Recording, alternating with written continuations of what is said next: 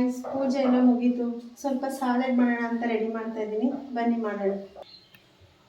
ಸ್ವಲ್ಪ ಆನಿಯನ್ನು, ಸ್ವಲ್ಪ sweet corn, tomato, ಸೌತೆಕಾಯಿ, ಸ್ವಲ್ಪ ಕಡಲೆಕಾಳು, ಸ್ವಲ್ಪ ನೆನೆಸಿಟ್ಟಿರೋ ಅಂಥ ಕಡಲೆ ಬೀಜ, ಮೊಳಕೆ ಕಟ್ಟಿರೋ ಅಂಥ ಹೆಸರು ಕಾಳು,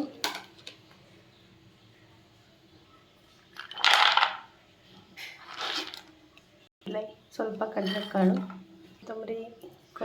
ಕೊತ್ತಂಬರಿ ಸೊಪ್ಪು, ಸ್ವಲ್ಪ ಸಾಲ್ಟು,